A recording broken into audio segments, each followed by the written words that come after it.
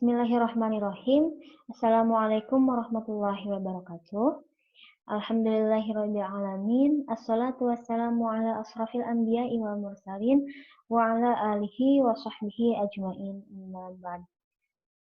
Alhamdulillah, pada hari ini kita masih dapat melaksanakan perkuliahan mata kuliah aplikasi statistika dalam pendidikan bersama kami, kelompok 10, yang terdiri dari saya sendiri, Fitriani Oktavia, rekan saya Indah Pangasuti, dan Siti Jenab Ulafia. Hari ini kami akan membahas mengenai regresi dan korelasi. Sebelumnya rekan-rekan apa kabar beserta Pak Sam? Semoga selalu ada dalam lindungan Allah Subhanahu wa taala. Amin ya Allah ya rabbal alamin. Pembahasan pertama yaitu analisis regresi.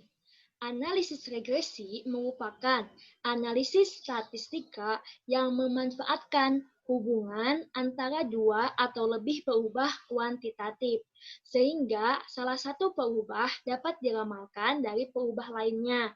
Contohnya, ketika kita mempunyai variabel X dan variabel Y dapat kita ramalkan menggunakan variabel X. Regresi terbagi menjadi dua macam, yaitu ada regresi linear dan regresi non-linear. Regresi linear didapatkan dari hubungan parameter yang linear, sedangkan regresi non-linear didapatkan dari hubungan parameter yang non-linear. Untuk regresi linear terbagi menjadi dua, yaitu ada regresi linear sederhana dan regresi linear berganda. Regresi linear sederhana merupakan regresi linear yang hanya memiliki satu perubahan, sedangkan regresi linear berganda memiliki lebih dari satu perubahan.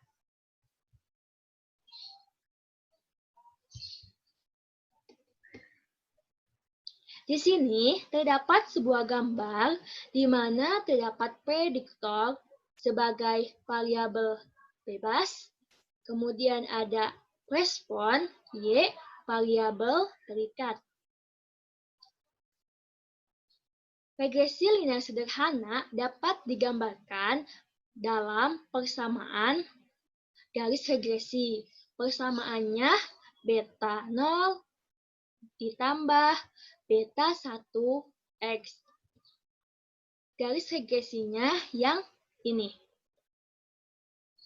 Beta 0 merupakan nilai pada saat nilai X bernilai 0.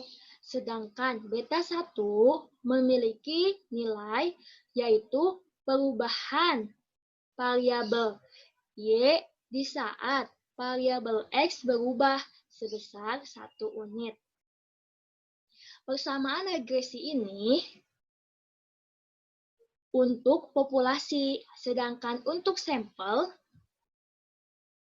persamaannya Y topi sama dengan A plus BX. Namun pengertian dan artinya sama saja. Beta 0 itu adalah A, beta 1 itu B kalau dalam sampel. Nah, B juga disebut sebagai koefisien arah.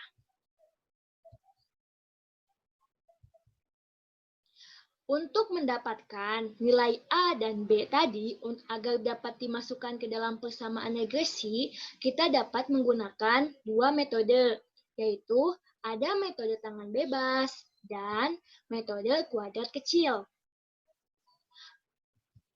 Metode tangan bebas dilakukan pertama-tama kita membuat diagram pencari terlebih dahulu. Jadi, nilai-nilai dari yang kita dapatkan dalam parameternya kita masukkan ke dalam diagram pencar. Ini nilai-nilainya. Kemudian kita tarik garis yang banyak titik-titiknya itu mendekati garis lurus ini. Namun, menggunakan metode tangan bebas ini, hasilnya bersifat tidak tunggal, karena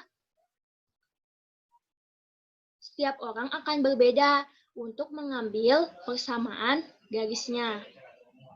Selanjutnya, ada metode kuadrat kecil.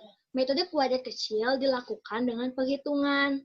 Perhitungan menggunakan persamaan ini, di mana untuk mendapatkan nilai koefisien B, dapat menggunakan persamaan add n sigma xy min sigma x sigma y dibagi n sigma x kuadrat min sigma x yang dikuadratkan. Selanjutnya, setelah mendapatkan koefisien B, kita dapat juga menentukan koefisien A dengan persamaan Y bar dikurang BX bar.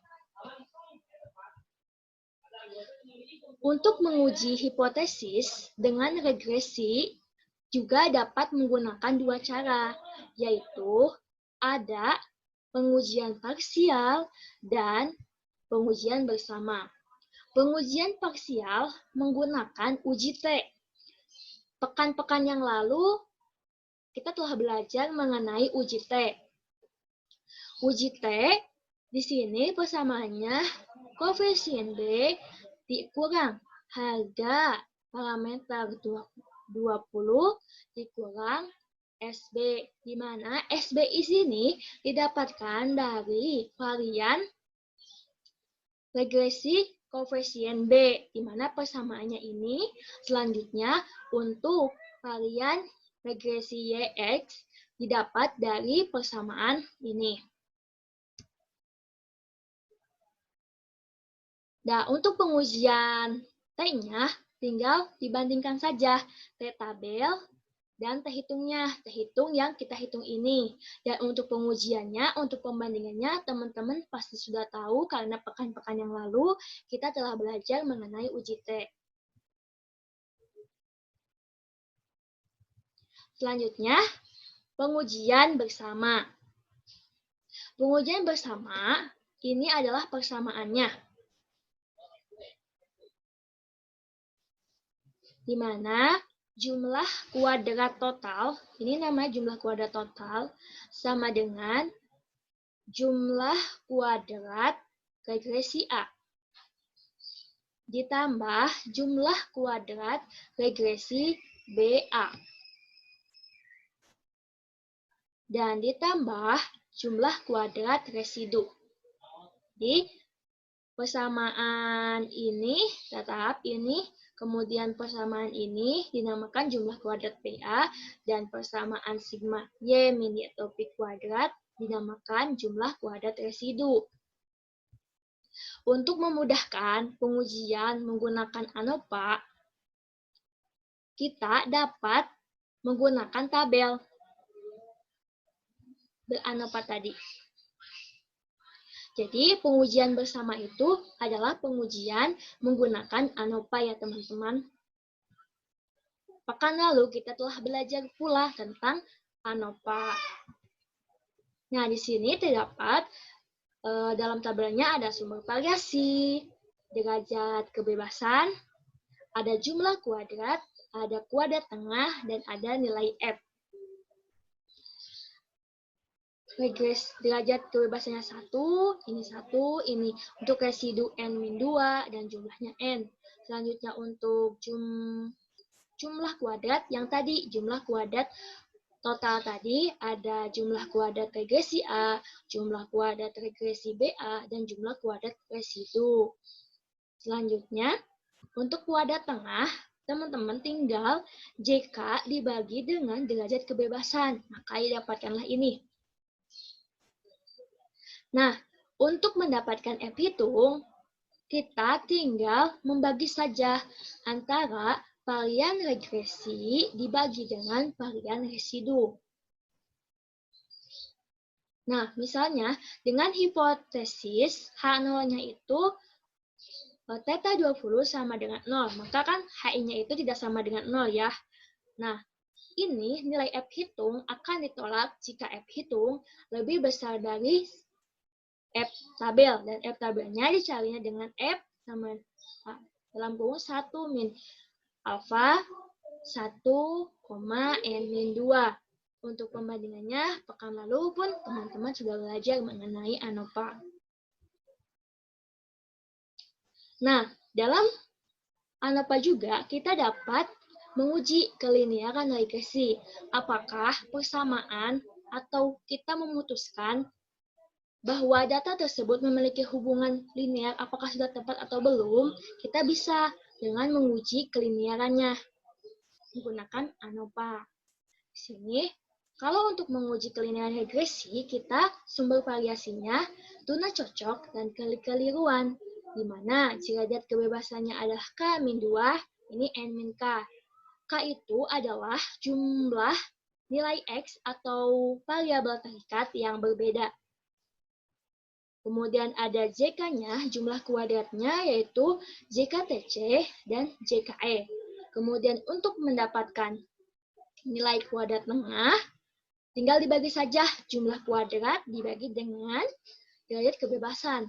Dan untuk mendapatkan nilai F itu, tinggal dibagi varian TC dibagi varian E. Nah, JKE adalah jumlah kuadrat kekeliruan eksperimen didapat dari persamaan ini. Kemudian untuk JKTC didapat dari pengurangan antara JK residu dikurang JKE. Nah, di sini hipotesis akan ditolak jika F lebih besar dari sama dengan F1 min alfa K-2, N min K. Selanjutnya, kita belajar mengenal regresi linear berganda. Tadi sudah disinggung memiliki dua peubah. Nah, misalnya dua peubah tersebut terdapat judul untuk skripsi. Pengaruh minat belajar dan konsep belajar terhadap prestasi belajar. Nah, di sini ada peubahnya dua, yaitu minat belajar dan konsep belajar. Itu peubahnya dua. Sedangkan variabel terikatnya adalah prestasi belajar. Nah, untuk persamaannya seperti ini. Y topi sama dengan A plus B 1X 1 plus B2 X2 ditambah titik-titik ditambah BK XK. Itu untuk peubahnya yang nanti mau berapa. Tergantungkan.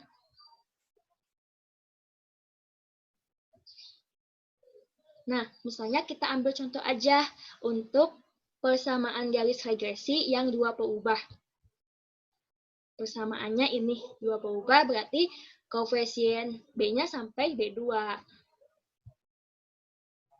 Untuk menentukan mendapatkan koefisien A, mendapatkan koefisien B1 dan koefisien B2, kita dapat menghitungnya menggunakan persamaan ini. B1 didapatkan dari persamaan ini. Kemudian koefisien B2 didapat dari persamaan ini. Dan koefisien A didapat dari persamaan ini. Nah, nilai-nilai yang ada dalam perhitungan koefisien B1, B2, dan A didapat juga dari persamaan ini.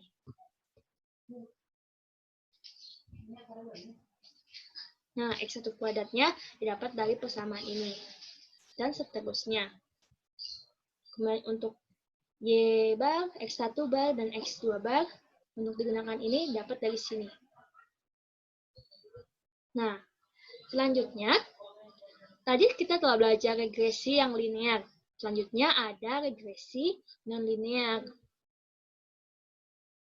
Regresi non-linear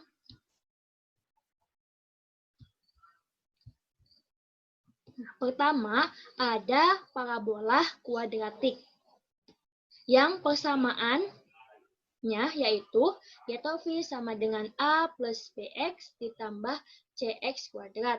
Yang kedua ada parabola kubik, yaitu y kuadrat sama dengan A ditambah BX ditambah CX kuadrat ditambah DX pangkat 3 atau kubik. Kemudian yang ketiga ada eksponen, di mana y topi sama dengan A BX. Yang keempat ada geometri, yaitu Y topi sama dengan A X pangkat B. Dan yang terakhir ada hiperbola, Y topi sama dengan 1 per A dan BX. Di sini cuma ditampilkan, hanya ditampilkan beberapa regresi nonlinear yang mudah dihitung. Nah, namun masih banyak lagi regresi nonlinear lainnya. Selanjutnya, untuk kolerasi akan dijelaskan oleh rekan saya, yaitu Teh Fitri. Baik, selanjutnya pembahasan mengenai korelasi. Korelasi merupakan hubungan antara dua variabel atau lebih. Nah, besar atau kecilnya hubungan antara dua variabel atau lebih ini disebut dengan koefisien korelasi atau dinotasikan dalam huruf R. Besarnya koefisien korelasi yaitu antara 1 sampai dengan negatif 1.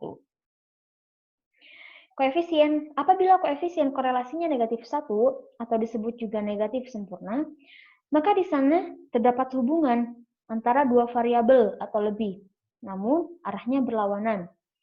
Kemudian koefisien korelasi 1 atau disebut juga positif sempurna, maka di sana terdapat hubungan antara dua variabel atau lebih, namun arahnya sama. Kemudian, apabila koefisien korelasinya 0, maka dikatakan tidak ada hubungan antara dua variabel atau lebih. Selanjutnya adalah arah hubungan korelasi. Nah, mungkin tadi masih bingung ya, arahnya berlawanan itu seperti apa, arahnya sama itu seperti apa. Nah, sekarang akan dibahas. Jadi korelasi ini memiliki 3 arah hubungan, yakni korelasi positif, korelasi negatif, dan tidak berkorelasi atau nihil. Korelasi positif terjadi apabila koefisien korelasinya itu lebih dari 0 dan kurang dari 1. Nah, itu terjadi apabila terjadi kenaikan variabel X dan kenaikan variabel Y, atau sebaliknya. Contoh, kita ilustrasikan variabel X-nya sebagai intensitas belajar peserta didik, dan variabel Y-nya atau variabel terikatnya sebagai hasil belajar peserta didik. Misal untuk yang kenaikan, semakin tinggi intensitas belajar peserta didik, maka hasil belajarnya pun semakin tinggi. Nah, itu dikatakan sebagai korelasi positif. Jadi terjadi kenaikan antara variabel Y dan kenaikan variabel X. Pun sebaliknya, semakin rendah intensitas belajar peserta didik, maka semakin rendah pula hasil belajar peserta didik. Nah, itu dinamakan dengan korelasi positif. Kemudian korelasi negatif itu terjadi apabila koefisien korelasinya lebih dari negatif 1 dan kurang dari 0. Nah, ini terjadi apabila adanya kenaikan variabel X dan penurunan variabel Y, atau sebaliknya. Contoh, kita analogikan variabel X atau variabel bebasnya sebagai ketidakhadiran peserta didik, dan variabel Y atau variabel terikatnya sebagai hasil belajar peserta didik. Contoh, untuk yang kenaikan variabel Y dan penurunan variabel untuk kenaikan variabel X dan penurunan variabel Y, semakin tinggi ketidakhadiran peserta didik, maka semakin rendah prestasi belajar atau hasil belajar peserta didik. Nah, itu dinamakan dengan korelasi negatif. Kemudian yang ketiga, ini tidak berkorelasi atau nihil. Itu terjadi apabila R-nya sama dengan 0. Jadi tidak ada hubungan antara variabel bebas dan variabel terikat. Nah, korelasi ini terdiri dari beberapa jenis. Ada korelasi sederhana, korelasi ganda, dan korelasi parsial. Korelasi sederhana ini digunakan untuk mengukur hubungan antara dua variabel. Jadi hanya dua variabel yang diukur keeratannya. Yang pertama ada korelasi Pearson, yaitu digunakan untuk mengukur hubungan antara dua variabel yang memiliki skala pengukuran interval atau rasio dan data yang digunakannya harus berdistribusi normal. Untuk cara perhitungannya bisa kita lihat sama-sama di layar beserta keterangannya. Kemudian ada korelasi Spearman, yaitu untuk mengetahui hubungan antara dua variabel apabila data yang digunakan yaitu data ordinal. Nah, untuk cara penghitungannya bisa dilihat sama-sama ya di layar beserta dengan keterangannya. Kemudian untuk korelasi kendal tahu, yaitu digunakan untuk mengetahui hubungan antara dua variabel apabila data yang digunakan adalah data ordinal. Jadi sama seperti korelasi Spearman, hanya kalau korelasi kendal tahu ini datanya harus berdistribusi normal. Selanjutnya, kategori koefisien korelasi. Nah, ini ada dua ya, ada dua kategori, yaitu apabila R-nya sama dengan 1, atau disebut juga korelasi positif sempurna, dan apabila R-nya sama dengan negatif 1, atau korelasi negatif sempurna.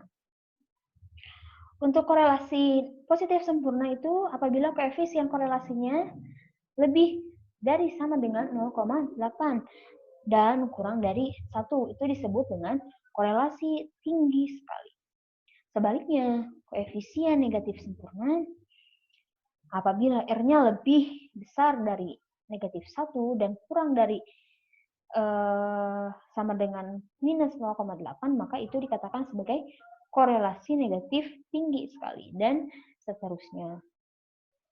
Nah, kemudian untuk korelasi linier berganda. Korelasi ini digunakan untuk mengukur keratan hubungan antara 3 variabel atau lebih. Jadi apabila yang diukur adalah keratan hubungan 3 variabel atau lebih, itu menggunakan korelasi linier berganda, tidak lagi menggunakan korelasi sederhana. Untuk rumusnya bisa kita lihat sama-sama beserta dengan keterangannya. Nah, di sini koefisien korelasi berganda ini R-nya R besar ya. Dan di dalam rumusnya ada RY kecil atau disebut dengan koefisien korelasi Y dan X1.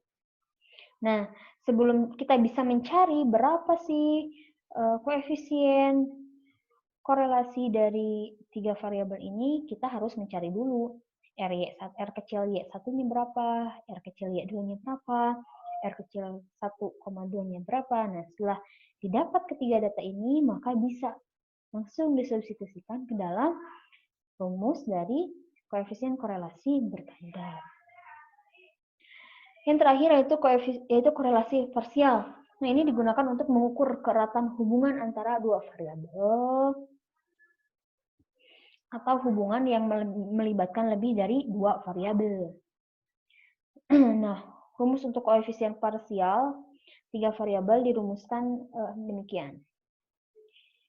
Ini apabila Y-nya dan X1-nya apabila yang diukur adalah koefisien korelasi parsial antara Y dan X1, dan apabila X2-nya konstan, maka ini rumusnya. Tapi apabila X1-nya konstan, maka ini rumusnya. Dan apabila Y-nya yang konstan, maka ini rumusnya. Contoh untuk yang koefisien korelasi parsial antara Y dan X1 apabila X2 konstan. Misal, hubungan antara IQ dengan prestasi belajar peserta didik dengan X2 atau variabel yang dikontrolnya itu adalah pendekatan pembelajaran. Misalkan hubungan antara IQ peserta didik dengan hasil belajar peserta didik, di mana pendekatan pembelajarannya, teaching learning sequence itu sebagai variabel kontrol. Gitu.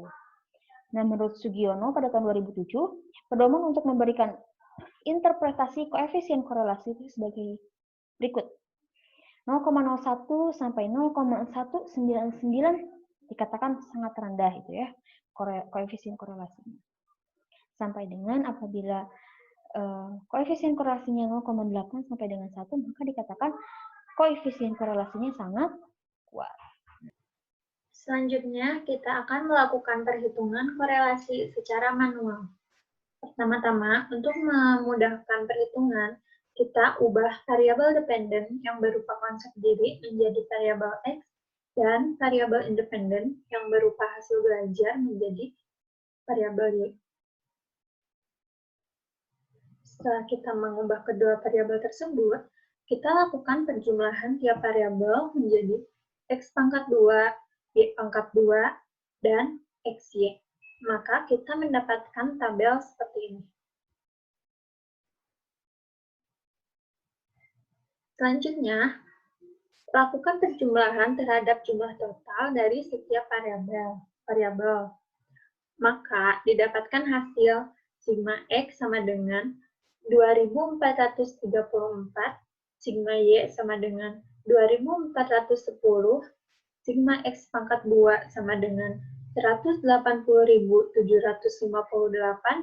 sigma Y pangkat 2 sama dengan 182.650, dan sigma XY sama dengan 278.535.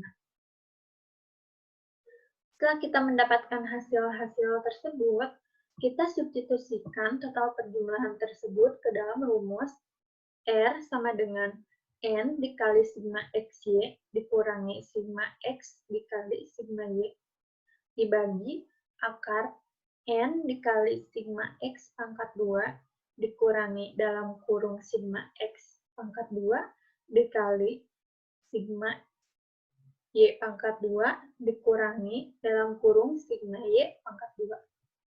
N di sini adalah jumlah data yang kita gunakan. Banyaknya data yang kami gunakan adalah 33.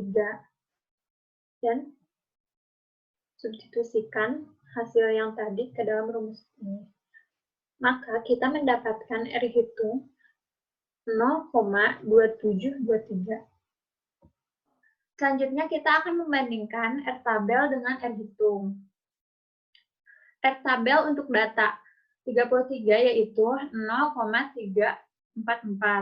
Sedangkan R hitung yang kita dapatkan tadi yaitu 0,2723. Maka berarti R hitung lebih kecil daripada R tabel. Pada dasar pengambilan keputusannya, untuk membandingkan R hitung dan R tabel, jika R tabel lebih kecil daripada R hitung, maka artinya ada korelasi antara dua variabel yang dihubungkan. Sedangkan jika R hitung lebih kecil daripada R tabel, maka artinya tidak ada korelasi antara variabel yang dihubungkan. Untuk itu, karena di sini R hitung lebih kecil daripada R tabel, maka artinya tidak ada korelasi antara variabel yang dihubungkan. Selanjutnya, kita akan melakukan perhitungan regresi secara manual. Persamaan garis regresinya yaitu Y sama dengan A plus BX. Pertama-tama, kita akan mencari nilai B dengan rumus N dikali sigma XY dikurangi sigma X dikali sigma Y dibagi N dikali sigma X pangkat 2 dikurangi dalam kurung sigma X pangkat 2. Maka kita masukkan data hasil tersebut ke dalam rumus ini. Dan kita mendapatkan nilai B sebesar 0,632. Setelah kita mendapatkan nilai B, kita dapat mencari nilai A dengan rumus Y bar dikurangi B X bar. Maka kita akan mendapatkan Y bar adalah nilai rata-rata dari variabel Y dan X bar adalah nilai rata-rata dari variabel X. Maka kita akan mendapatkan nilai A sebesar 26,415. Dan persamaan garis regresinya yaitu Y sama dengan 26,415 plus 0,632X. Selanjutnya, kita akan melakukan perhitungan menggunakan SPSS. Pertama-tama kita masukkan data ke aplikasi SPSS. Maka akan tampil halaman seperti ini. Selanjutnya masuk ke variabel view. Maka data akan tampil seperti ini. Kemudian, untuk menghitung korelasi, kita masuk ke analis, kemudian korelasi, dan klik bivariasi. Masukkan kedua data ke dalam variabel dan klik OK. Hasil yang kita dapatkan akan seperti ini. Korelasinya 0,272. Untuk mencari regresi, kita masuk kembali ke analis, kemudian regresi, dan klik linear. Masukkan konsep diri ke tabel independen dan hasil belajar ke dependen. Kemudian klik OK. Dan kita akan mendapatkan hasil seperti ini.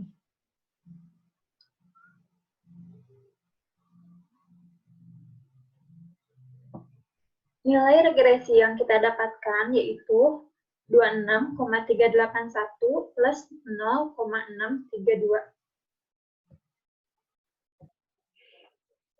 Alhamdulillahirrabbilalamin. Sekian yang dapat kelompok 10 sampaikan.